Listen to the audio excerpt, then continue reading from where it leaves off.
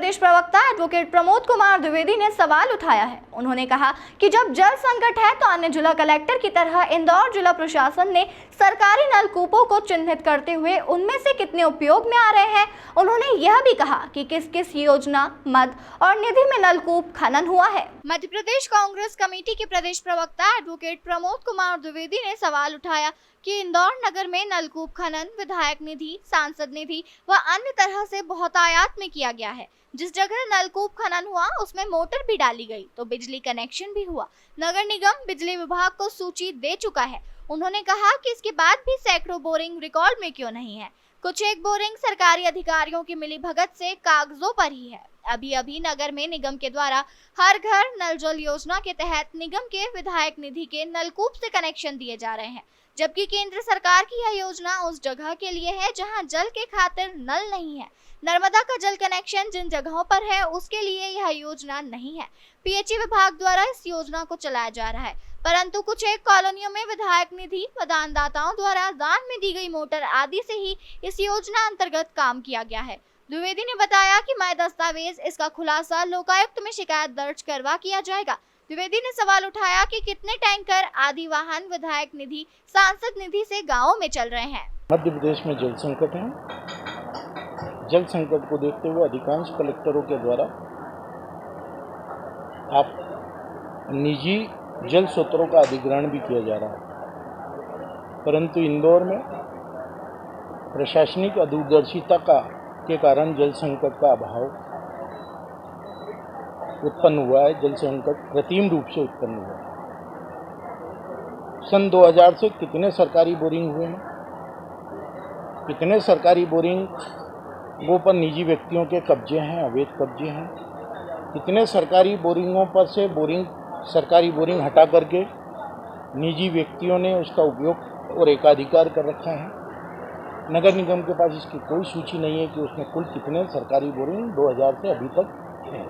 विधायक निधि से कितने हुए, सांसद निधि से कितने हुए हैं, अन्य निधियों से कितने हुए हैं। हालात तो यह है कि प्रधानमंत्री जी के द्वारा हर घर नल जल योजना चालू की गई। यह योजना ऐसे क्षेत्रों के लिए है जहां पर पानी की कोई व्यवस्था नहीं है, परंतु इंदौर में तो नर्मदा का जल भी है, अधिकांश घरों में कनेक्शन भी है। बावजूद इसके कुछ जगहों पर खेल किए जा रहे हैं। विधायक निधि से बोरिंग हुआ, अन्य निधि से मोटर डली और उस पर हर घर जल योजना के माध्यम से नल कनेक्शन बांटे जा रहे हैं। ऐसे तमाम खेल लोकायुक्त के सामने लाए जाएंगे, परंतु मेरा सीधे सीधे आरोप है, एक तरफ पानी का संकट है, परंतु बोतलबंद पानी बनाने वाली कंपनियों को, बड़ी बड़ी होटलों को, बड़े बड़े दुकानदारों को आसानी से पानी मिल रहा है और लोग टैंकरों के यहाँ लाइन लगाए हुए हैं। इनको पानी कहाँ से मिल रहा है? और जब अन्य कलेक्टर अधिग्रहण कर सकते हैं तो आप क्यों नहीं कर रहे हैं? और कानून में व्यवस्था है और व्यवस्था का पालन कीजिए। साथ ही साथ सरकारी संपत्ति पर अगर किसी व्यक्ति का एकाधिकार है और कब्जा है तो उस पर आपराधिक प्रकरण दर्ज करिए।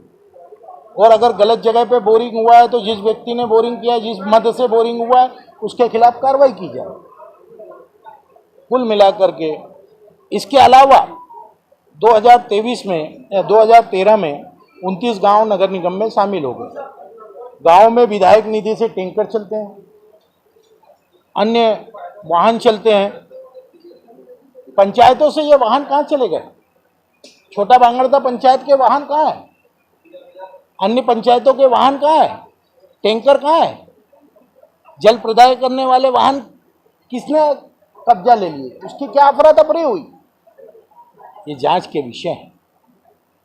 मैं 8 दिन का समय प्रशासन को दे रहा हूँ, उसके पश्चात आप लोगों के सामने ही सप्रमाण दस्तावेज प्रस्तुत करूंगा। द्विवेदी ने बताया कि नगर निगम और कुछ एक खिलाड़ियों के खेल को जल्द ही अगर प्रशासन ने बंद नहीं किया तो उसका भी खुलासा किया जाएगा।